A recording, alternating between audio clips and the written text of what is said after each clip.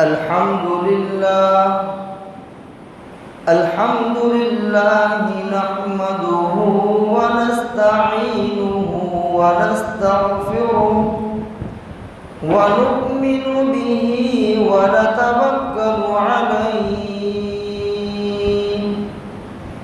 ونعوذ بالله من شرور أنفسنا ومن سيئات أعمالنا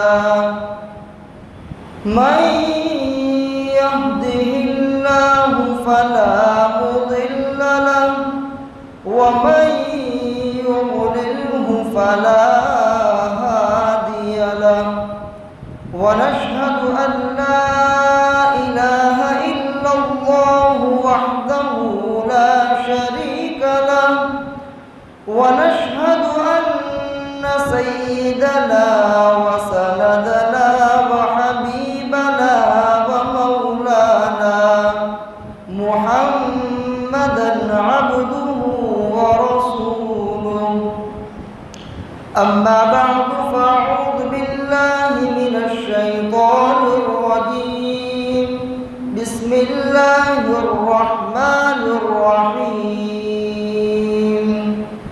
وما خلقت الجن والإنس إلا ليعبدون صدق الله العظيم.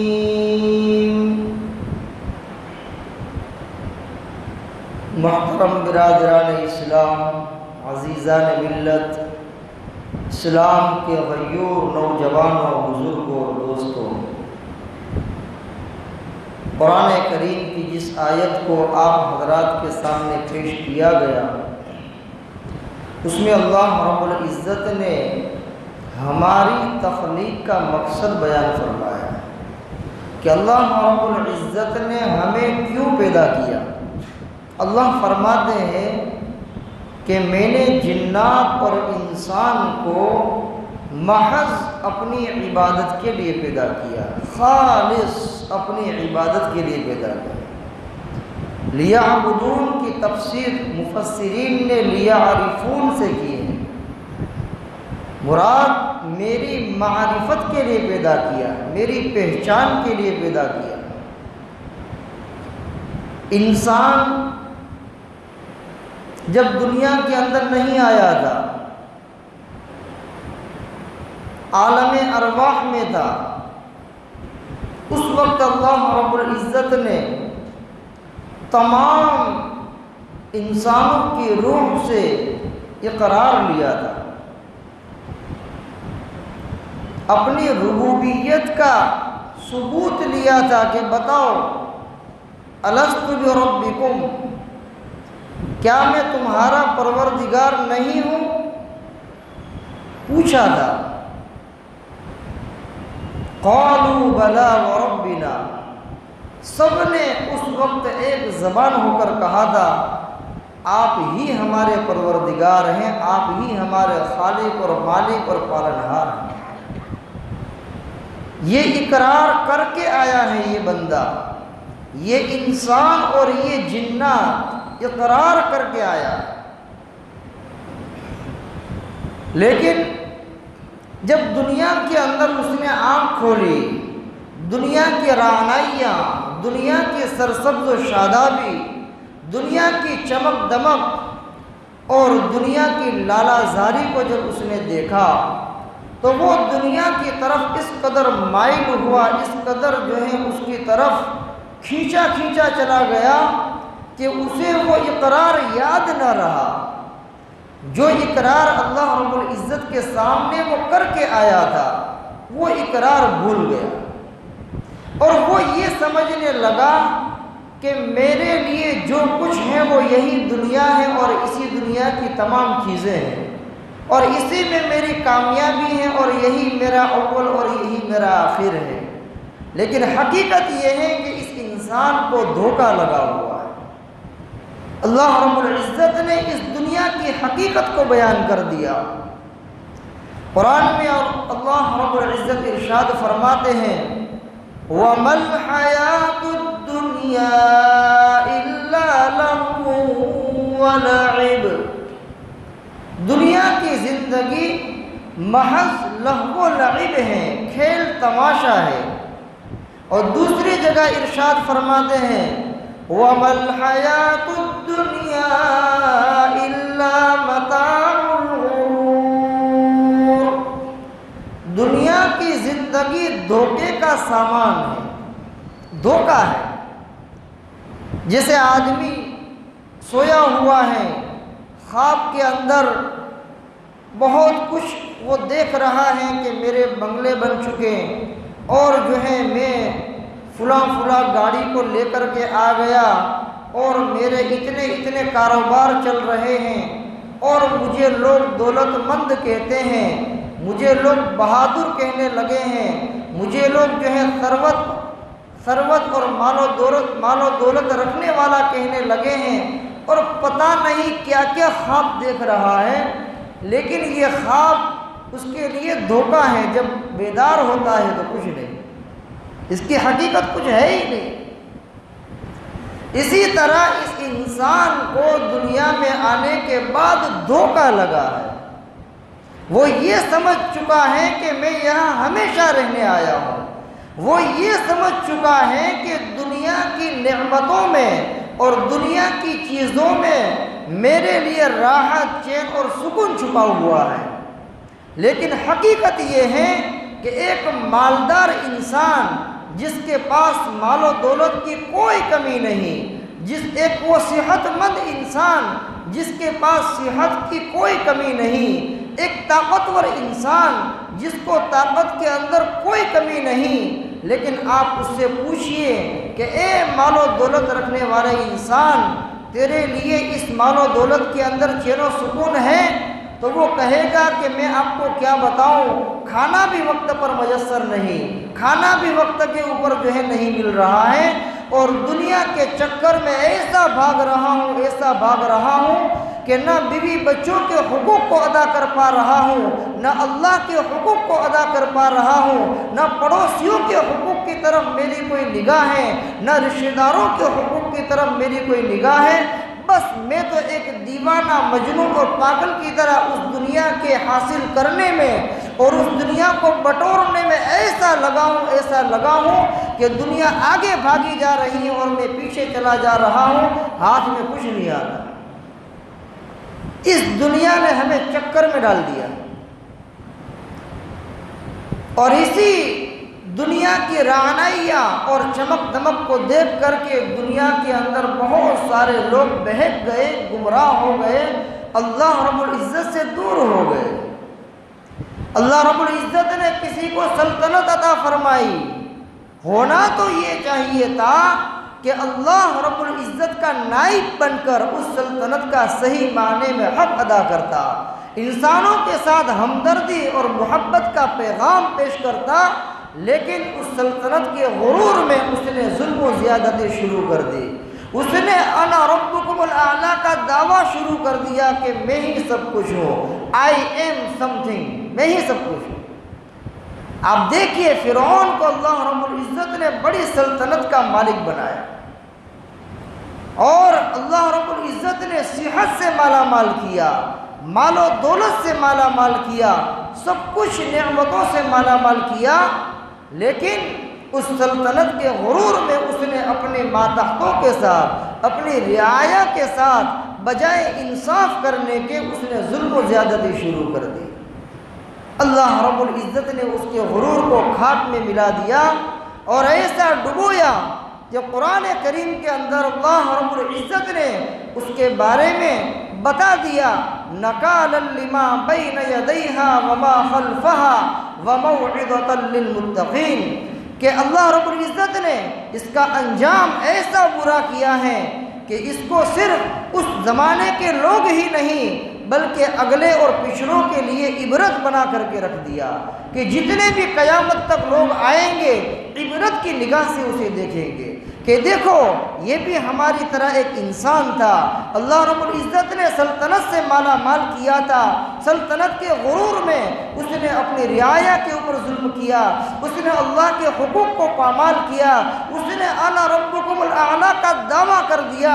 اللہ رب العزت نے دنیا کے اندر اپنی بطش شدید اور اپنی سخت گرفت کا مظاہرہ کر کے دکھایا، اور ایسی عبرت اور ایسا نمونہ بنا دیا کہ لوگ اس کو جو ہے ہمیشہ اللہ رب العزت کا بڑا دشمن، اللہ کا باغی سمجھ کر کے اسے یاد کریں گے۔ آج مسلمانوں کے اوپر حالات ہیں، مسلمان یہ نہیں سوچتا کہ آخر یہ حالات کیوں ہیں، یہ پریشانیاں کیوں ہیں۔ کوئی انسان روزی روٹی کے معاملے میں پریشان اور سرگرداں پھر رہا ہے اور اسے روزگار نہیں مل رہا ہے، اور ایسا دیوانہ گھوم رہا ہے کہ کبھی کبھی وہ یہ سوچنے کے اوپر مجبور ہو جاتا ہے کہ میرے اوپر کسی نے جادو کر دیا ہے۔ پہلے میرا دھندا اچھا چلتا تھا، میرا کاروبار اچھا چلتا تھا، میرا روزگار بہترین طریقے سے چل رہا تھا، پتہ نہیں کسی نے سحر کر دیا، کسی نے جادو کر دیا، کسی نے آسیب کر دیا، کسی نے کیا کر دیا، یہ سوچنے کے اوپر مجبور ہو جاتا ہے۔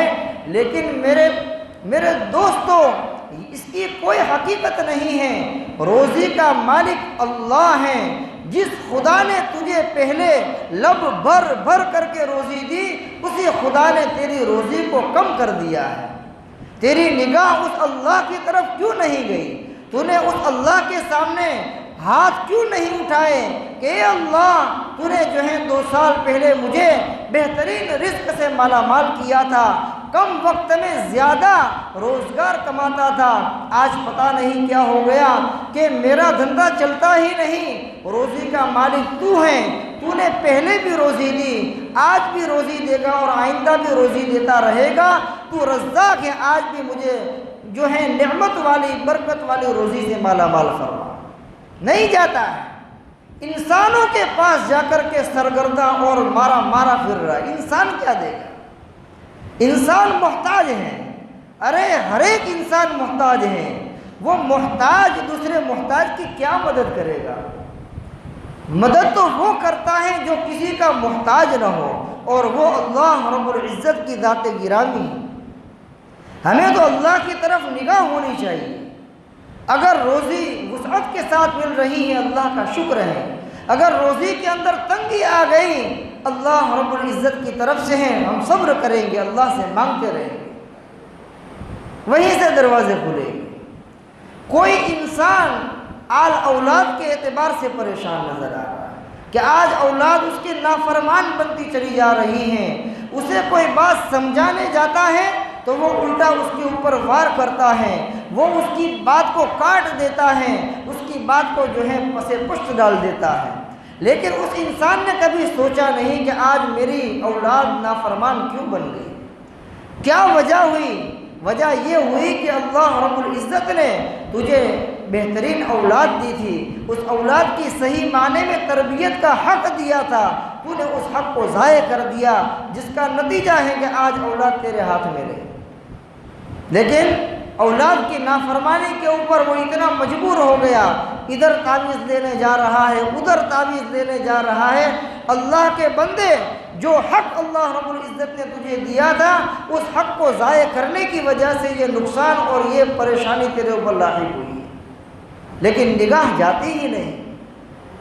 کبھی کہتے ہیں کہ بیوی ہماری مانتی نہیں، لیکن کبھی یہ نہیں سوچا کہ میں نے بیوی کے اوپر بہت ظلم ڈھائے ہیں، یہ کبھی نہیں سوچا۔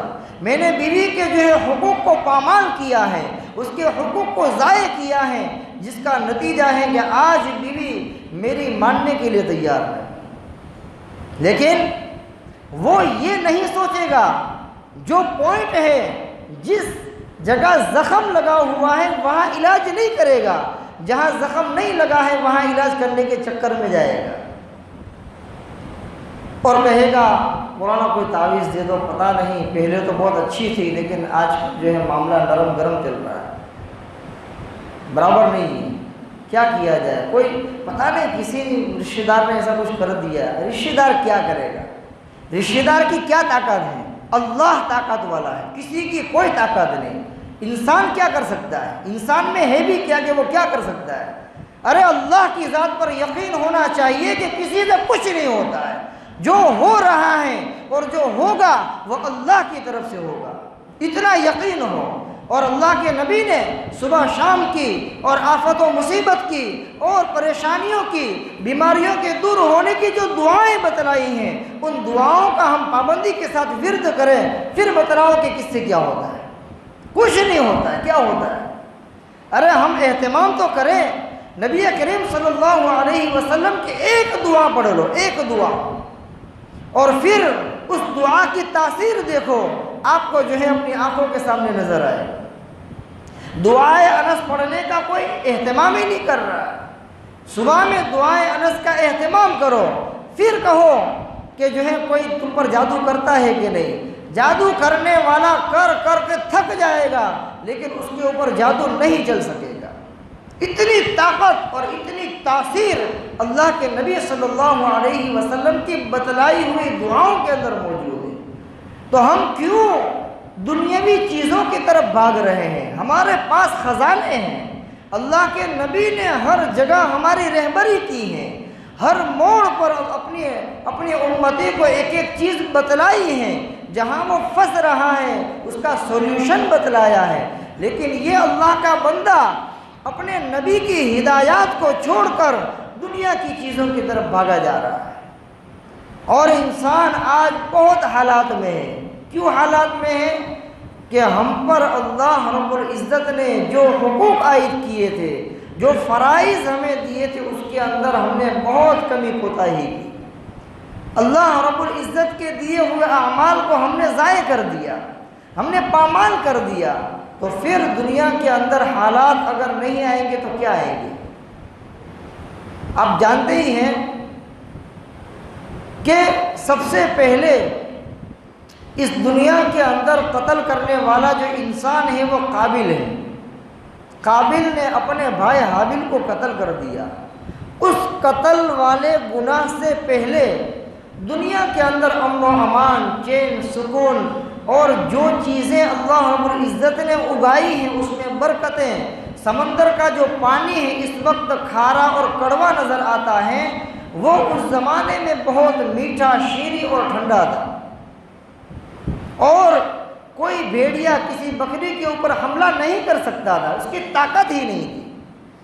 آپس میں مل جل کر کے بیٹھتے تھے، کھاتے تھے، پیتے تھے، رہتے تھے، چین سکون کی زندگی گزارتے تھے۔ لیکن دنیا میں ایک بڑا گناہ قتل کا جب صادر ہوا، اس ایک گناہ کی وجہ سے دنیا کا نظام جو ہے فساد سے بدل گیا، اور جو پانی میٹھا تھا وہ پانی جو ہے کھارا بن گیا۔ جو درخت بہترین پھل دیتے تھے، ان درختوں کے اندر جو پھل آنے لگے وہ بہت چھوٹی سائز کے آنے لگے۔ جو لذتیں پہلے تھیں وہ لذتیں ختم ہو گئی، اور بھیڑیے نے جانوروں کے اوپر حملہ کرنا شروع کر دیا، بکریوں کے اوپر، گایوں کے اوپر حملہ کرنا شروع کر دیا، اور دنیا کا نظام جو ہے تبدیل ہو گیا، تہس نہس ہو گیا ایک گناہ کی وجہ سے۔ اب بتاؤ کہ یہاں دنیا کے اندر گناہ کرنے والے ہی موجود ہیں، الا ماشاءاللہ۔ کوئی انسان یہ دعویٰ کر سکتا ہے کہ میں گناہ نہیں کر رہا ہوں؟ کوئی نہیں کر سکتا ہے۔ بے شعوری میں بھی انسان گناہ کی دلدل کے اندر پھنسا جا رہا ہے، لیکن اس اللہ کے بندے کو اللہ کے سامنے ہاتھ اٹھا کر گڑ گڑانے کی توفیق نصیب نہیں۔ ایک زمانہ تھا کہ مسجدوں کے اندر رونے والے کثرت سے موجود تھے، ان کی آہیں اور ان کے رونے کی آواز مسجد کے باہر سنائی دیتی تھی۔ آج حال یہ ہو گیا ہے کہ چند گنے چنے لوگوں کے علاوہ اللہ کے سامنے رونے والے ختم ہو گئے۔ کہاں حالات سازگار ہوں گے بھائی؟ آج مدرسے کا سروے کیا جا رہا ہے، آج جو ہے اللہ کے بے زبان جانور جس کو ہم گائے کہتے ہیں، بھینس کہتے ہیں، وہ مرے جا رہے ہیں اور جو ہے لاشوں کے ڈھیر لگے جا رہے ہیں۔ تو کیا اللہ اس کو سزا دینا چاہتا ہے؟ نہیں، ان کے واسطے سے سزا ہم کو دی جا رہی ہے، اس لیے کہ جس کا گزران جانوروں کے اوپر ہے، اس کے جانور مر گئے، یہ کیا کرے گا؟ یہ کیا کرے گا؟ اس کے پاس جو ہے جو کچھ کھانے پینے کا جو ساز و سامان تھا، روزی روٹی کا جو ایک سامان تھا، وہی ختم ہو گیا، کیا کرے گا؟ تو جانوروں کے ذریعے سے انسانوں کو سزا دی جا رہی ہے، اور جو ہے ظالموں کے ذریعے سے انسانوں کو سزا دی جا رہی ہے۔ لیکن یہ انسان جو ایمان کا دعویٰ کرتا ہے، قربانیوں کا دعویٰ کرتا ہے، نبی کا عاشق ہونے کا دعویٰ کرتا ہے، عاشق خدا ہونے کا دعویٰ کرتا ہے، وہ بندہ اللہ کی طرف جانے کو تیار نہیں، وہ بندہ اپنے حالات کو بدلنے کے لیے تیار نہیں، وہ بندہ اپنے برے اعمال کو چھوڑنے کے لیے تیار نہیں۔ اس لیے اللہ رب العزت سے ہم معافی مانگے۔ زندگی کا کوئی بھروسہ نہیں، بہت مختصر سی زندگی لے کر کے یہ انسان آیا ہے، اور کب چلا جائے گا پتہ بھی نہیں چلے گا۔ آج ہم سب بیٹھے ہوئے ہیں، پتہ نہیں کچھ وقت کے بعد کسی کے بارے میں جو ہے یہ اعلان ہو جائے گا کہ فلاں بندہ اللہ کی راہ میں پہنچ گیا، کسی کے بارے میں یہ اعلان ہو جائے گا کہ فلاں بندہ جو ہے فلاں جگہ کے اوپر جو ہے ایکسیڈنٹ کے اندر مر گیا، فلاں بندہ جو ہے بیماری کے اندر جو ہے پریشان ہو گیا۔ پتہ نہیں کیا کیا حالات دنیا کے اندر چل رہے ہیں۔ اللہ ہم سب کی حفاظت فرمائے، آنے والی مصیبت بلاؤں سے پریشانیوں سے اللہ ہماری حفاظت فرمائے، ایکسیڈنٹ والی موت سے، اچانک آ جانے والی موت سے اللہ ہماری حفاظت فرمائے، کلمے والی موت نصیب فرمائے۔ اپنے گھر کے اندر سجدے کی حالت میں اللہ رب العزت ہمیں اپنی بارگاہ میں بلا لے، ایسی ہم جو ہے دعا کریں۔ اللہ رب العزت ہمارے ساتھ فضل کا معاملہ فرمائے، اور ہمارے روزی روزگار میں برکت عطا فرمائے، اور جو اعمال ہمارے برے ہیں ان برے اعمال کو چھوڑ کر اچھے اعمال کی طرف آنے کی توفیق مرحمت فرمائے، اور اللہ رب العزت کے سامنے ہمیں خوب رونے والا بنائے۔ یہی اللہ تعالیٰ سے ہم دعا کرتے ہیں۔ اللہ تبارک و تعالیٰ کہیں سنی باتوں سے زیادہ عمل کرنے کی توفیق عطا فرمائے۔ وما علینا الا البلاغ۔